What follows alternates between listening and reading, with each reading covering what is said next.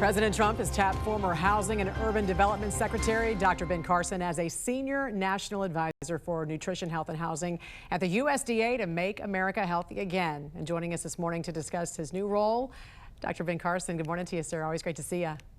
Good morning, Jen. Good to be with you. You know, as a retired neurosurgeon, your insight and expertise is so crucial here. Tell us about the Make America Healthy Again agenda and how you're going to be leading that commission.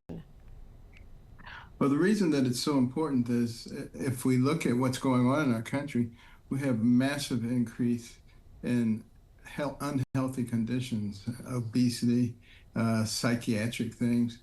You know, you look at the explosion, for instance, in autism spectrum disorder. It has gone from 1 to 4 in 10,000 to 1 in 36 or 1 in 31, depending on which study you look at. That's a massive increase.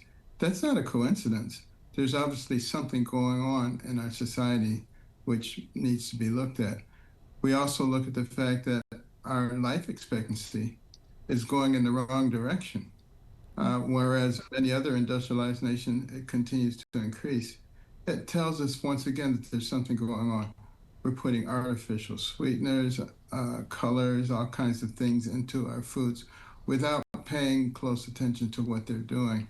And one of the things that we're looking at is what's going on in some of the places that are also industrialized nations, but where their life expectancy is continuing to go up. You know, we don't have to reinvent the wheel. We just need to open our eyes and pay attention to what's going on. Yeah, to your point, I was reading this morning, 6 in 10 Americans are living with at least one chronic disease. How much of that is influenced through poor nutrition? I think a great deal of it is. I have a very close friend who was suffering from diabetes, and it was really very problematic. And he's been in Italy for the last 2.5 months, and his diabetes disappeared. His doctors are quite amazed, but I think it has a lot to do with the fact that he's been staying at a villa where they grow their own food. It's fresh every day. He's not eating a lot of processed materials. And that's something that we really need to look at, particularly the preservatives that are used. What are those doing to our bodies and to the various mechanisms that were created to take care of problems in our bodies? And to your point, the Department of Agriculture wants to also bar anyone who receives government help for food from using their benefits to buy junk food. So how are you going to influence Americans to show them what a healthy diet looks like? Well, I think a lot of it is information. If you keep the information away from the people, they're not going to benefit.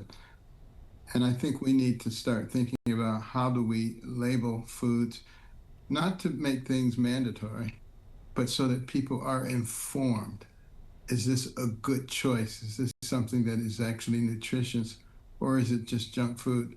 Right now, we really don't have a good mechanism to communicate that, and we want that to be something that people can find quite easily. Well, we know the department is going to be updating the dietary guidelines for Americans this year. What are some recommendations that we could see in those dietary guidelines?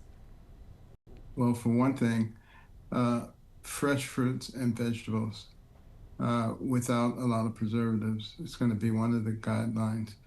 Also, people don't recognize the importance of hydration in the whole nutrition process. Most people don't drink a lot of water. They drink a lot of coffee and sodas. Those things actually require work on behalf of your body in order to expel some of the ingredients that they're bringing into your body. So if you look at the blue zones, these are places where you have a large number of people who live to be 100 years old. There's like 6 or 7 of them in the world. Look at what the lifestyles of those people are. They have a lot in common. Drinking a lot of water, getting exercise, getting regular sleep, fresh, unprocessed foods. Those seem to be the real commonalities in those areas, and those are the things we need to get back to. We have the ability to do this. We have the technology to do it.